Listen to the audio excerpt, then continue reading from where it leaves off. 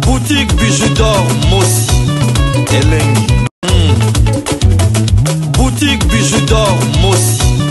Voilà, couleur riche. Boutique bijoux d'or Mossi. Boss, voilà, couleur riche. Boutique bijoux d'or. Boutique bijoux d'or Mossi Elengi.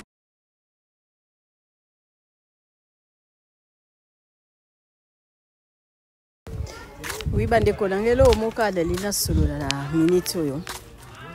Na mokili l'échec azala te. Na mokili l'échec azala te na nyonso. Biso to ya poto, to ya kokuta batu bazala, batu babota, batu bazwa mikanda, bazwa bandaku, bazwa nyonso. Mais lelo nde na oloba boy. Na koloba ke bato tokuta bango bazwa ba mikanda babota bazala ni biso pe tozaki na bana te eloko te mukanda pe te. Biso pe toya tozwa pe ba mikanda, biso pe toya tobota. Bana biso pe na bango mari ya bango ba mikolo mais so batelemi na nzela basala boka ndenge moko. Mukanda o ya zwaka na moma wana ngana zalaka na ngote ta mususu ye na mukanda na ye atikala kosala na ngo eloko te ngam tulazaka l'échec na mukanda na nga na sala quelque chose. Alors il est koloba ke na mokili faut pas kozala ka pressé parce que l'échec azala raté.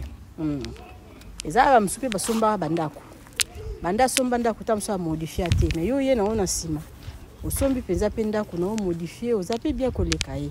Donc l'échec na mokili azate ndeko tiaka molende eko simba na nyonso tu wana ezaka ke eloko eleki bonne santé ezate. Il faut tosenga nzamba pesa biso longue vie apesa biso bonne santé parce que vanité de vanité bao bazana mikanda bazokufa bao bazana bandako bazokufa bao bazana bana ozana mbongo okokufa otika ya année linge sila. Donc totika na quelques mois donc tous à la concentrer na ba vie ya ba prière to batela bana nzamba pesa biso longue vie année esila malamu parce que année o batu belé ba kofi biso to leki bango na côté. Alors pressé na vie ezate mama biso lo bambangu mbangu nde pema malembe malembe to kokoma donc c'est-à-dire tambola malembe ata bazolo bana yo kokipe bango te babiki paka kokolo baloba yo na mabe kutamela yo te mingi baloba parce que baloba mutu il faut kaka aloba zolo bata musu mutu mo wasalela yo ya ebele mais telema na kwemo bo critique kai les karma existent.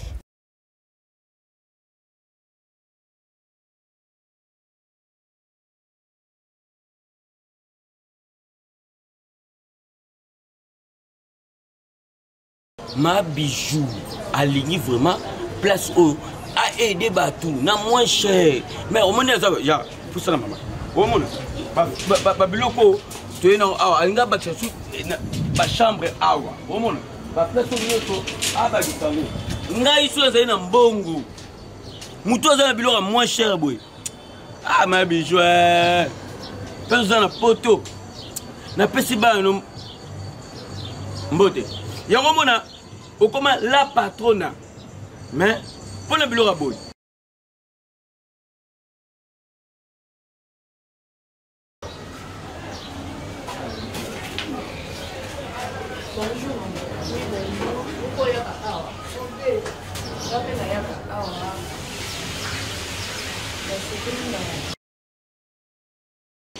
ba service est équipé. Ah on a zo mona batadi badra bazwa nini mais ah ne so boy na pesa idée mo asa la singe linge naturel ambaje ka elo mo mulai e kasabila.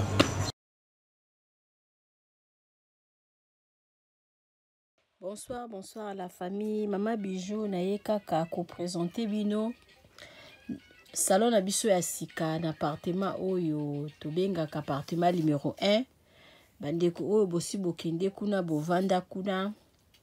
En tout cas to sale libino surprise to changer libino bakiti normal ba divan to changer pesa la manger et pas la biso de musala donc musala ezokende nango malamu mama Nadine umela Botala salon na biso ndenge to changer ba kiti, to changer les binopé, salle à manger.